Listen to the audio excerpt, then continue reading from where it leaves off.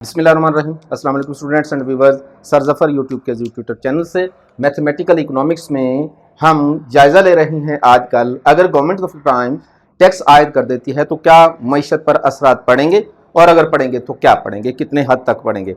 तो स्टूडेंट यहाँ आपको ये बात पहले बावर करवाना ज़रूरी है कि जब हुकूमत टैक्स आयद करेगी तो उसकी तीन सूरतें हो सकती हैं। नंबर वन, हुकूमत टैक्स आयद करेगी सप्लायर्स पर, दुकानदारों पर या फिर प्रोड्यूसर्स पर। नंबर टू, दूसरी सूरत क्या होगी कि स्टूडेंट टैक्स आयद करेगी हमारी हुकूमत सार्फिन पर, ख़रीदारों पर, कस्टमर पर। और तीसरी सूरत ये हो सकती है स्टूडेंट कि हमारी हुकूमत दोनों पर टैक्स आयद कर देती है, प्रोड्यूसर हजरात पर भी कर देती है और ख़रीदारों पर भी, यानी कि सप्लाई साइड पर भी टैक्स आयद कर दिया, डिमांड साइड पर भी टैक्स आयद कर दिया। तो फिर हम इन तीन सूरतों को अलग अलग तौर पर जायज़ा लेंगे। पिछली वीडियो में मैंने आपको ये बताया था कि आप जब टैक्स के असरात का जायज़ा लेना चाहेंगे तो यकीनन आप सबसे पहले जो आपके पास गिवन इक्वेशन है क्यू की और एस की और डी की, उन दोनों की मदद से आप पहले प्राइस को और क्वांटिटी को फाइंड आउट कर लेंगे। तो मैंने पिछली वीडियो में आपको इन दोनों मुसावातों की मदद से प्राइस को भी फाइंड आउट करके दिखाया था और सप्लाई और डिमांड की क्वांटिटी को भी फाइंड आउट करके दिखाया था। तो मेरी वो वीडियो ज़रूर देख लीजिएगा आज की वीडियो देखने से पहले, ताकि हम लिंक में आ जाएं, ताकि हम कोऑर्डिनेट हो जाए हमारा। उस वीडियो के बाद ये वीडियो देखेंगे तो आपको समझने में बड़ी आसानी हो गई, लेकिन फिर भी मैं कोशिश करता हूं कि यहाँ स्टूडेंट को बड़े आसान तरीके से समझा दूं। तो स्टूडेंट, तीन सूरतें हैं हमारे पास टैक्स आयद करने की। पहली सूरत का हम जायजा लेंगे आज कि गवर्नमेंट ऑफ द टाइम ने फैसला किया कि सप्लाई साइड पर टैक्स आयद कर दिया जाए। याद रखिएगा कि जब सप्लाई साइड पर, प्रोड्यूसर पर, फरोख्तकारों पर टैक्स आयद करेगा तो फिर जितनी भी तब्दीलियां होंगी वो सप्लाई की मुसावात पर होंगी। अगर टैक्स आयद करेंगे हम खरीदारों पर तो फिर मुसावात डिमांड की जो है वो मुतासर होगी। तो ये बात याद रखने की ज़रूरी है, क्योंकि हम सप्लाई साइड पर आज टैक्स आयद कर रहे हैं, लिहाजा इस मुसावात में तब्दीली आएगी। ये मुसावात तब्दील नहीं होगी, इसको एज इट इज़ रहने देंगे हम। तो आइए हम इस मुसावात को उठा लेंगे। पहले तो हमें ये देखना है कि तब्दीली क्या आएगी। तब्दीली क्या आएगी, हमें इसको देखने के लिए हम क्या करेंगे, ये क्यू एस की जो मुसावात है हमारी, ये वाली 3p माइनस 50। तो चूंकि हम फर्ज करते हैं कि 5 रुपए टैक्स आयद कर देते हैं। टैक्स कितना आयद कर रहे हैं हम, फर्ज कर लेते हैं कि जी टैक्स जो है वो 5 रुपए आयद करते हैं हम।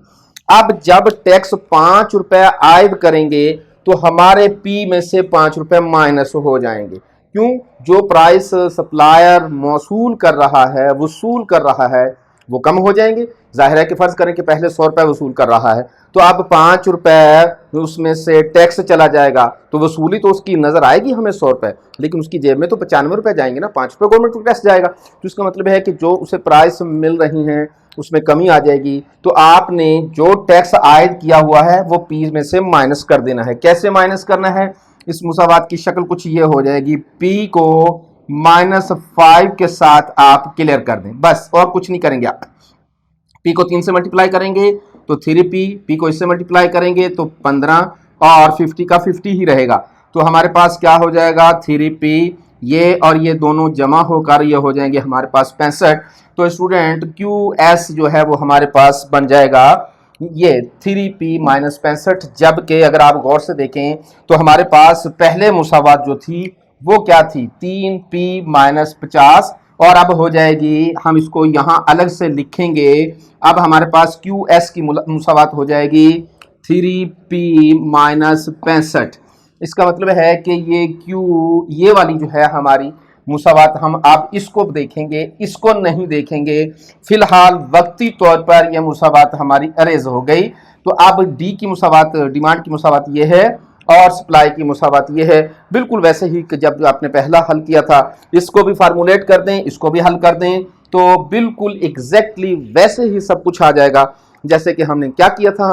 हमने कहा था कि क्यू एस और क्यू डी को बराबर रख लें। जब हम इसको बराबर रखेंगे तो हमारे पास वैल्यू आ जाएगी प्राइस की। आइए स्टूडेंट हम इसको रख कर देखते हैं। हम कहेंगे हमारे पास सूरत हाल ये है कि क्यू एस बराबर है क्यू डी के। अब ये जो है हमारे पास क्यू एस की मुसावात स्टूडेंट ये नहीं रखनी, बस ये रखनी है, ख्याल आपने ये रखना, बस और कुछ भी काम नहीं करना आपने। 3p माइनस 65 बराबर डी की मुसावात क्या है हमारे पास, ये बस वैसे ही आपने जैसे हल किया था हल कर दें।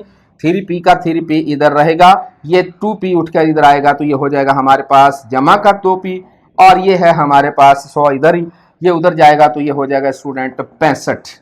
अब तो इसको और इसको जमा करेंगे तो ये हो जाएगा 5p, इन दोनों को जमा करेंगे तो हो जाएगा हमारे पास, और p इक्वल टू 165, ये 5 मल्टीप्लाई कर रहा है उधर जाके तकसीम हो जाएगा, 165 को 5 पर तकसीम करेंगे तो ये हो जाएगा हमारे पास 33।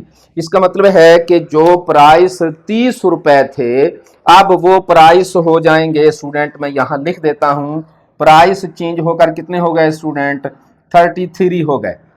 जो आपको प्राइस मिल रहे थे अब वो प्राइस जो है वो अब 33 हो गए, ये आपके पास प्राइस 33 आ गए।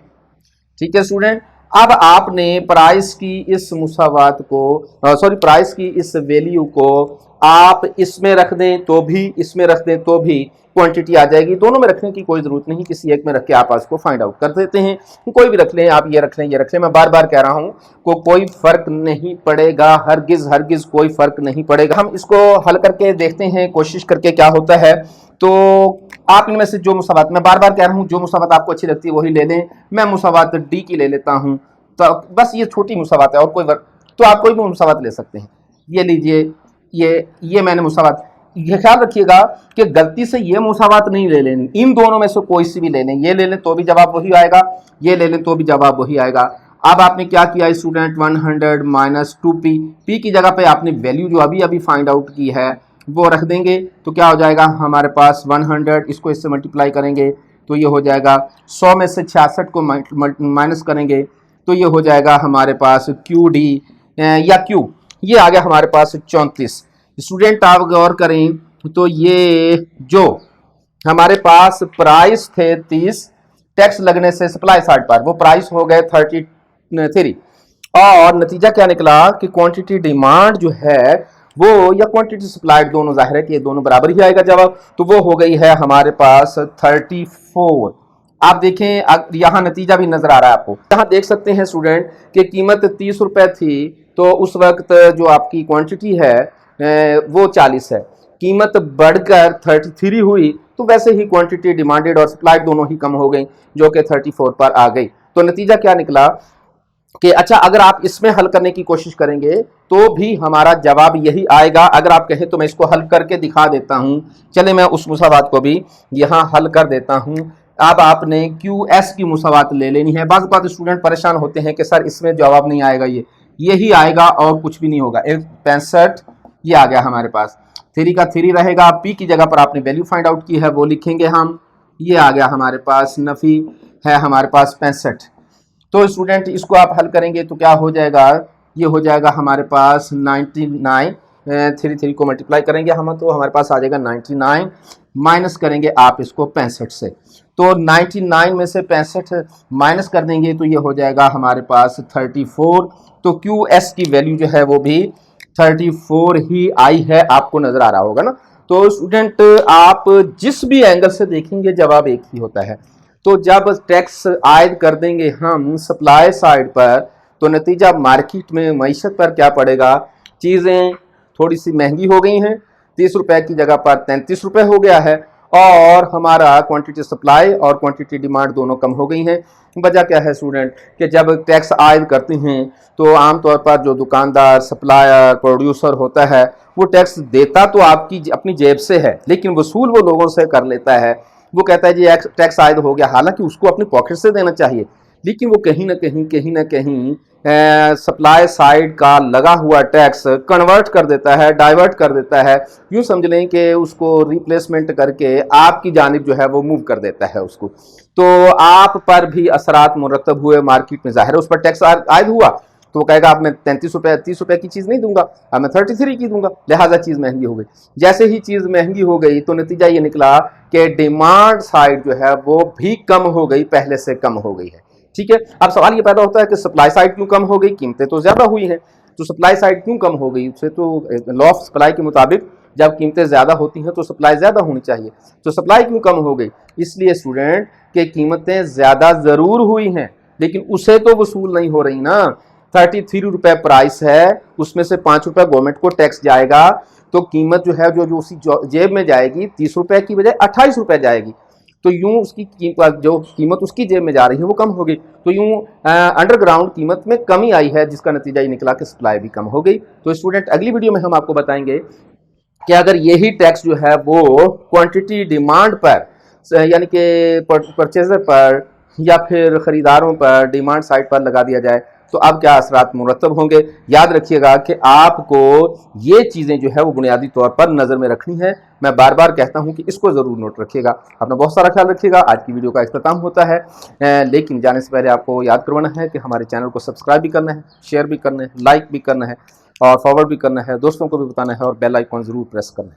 बहुत सारा ख्याल रखिएगा। अगली वीडियो में हाजिर होंगे इंशाअल्लाह ताला अज़ीज़ इस टॉपिक को लेकर कि अगर ये टैक्स जो है वो सप्लाई की बजाय डिमांड पर लगा दिया जाए तो क्या असरात मुरतब होंगे। वस्सलाम।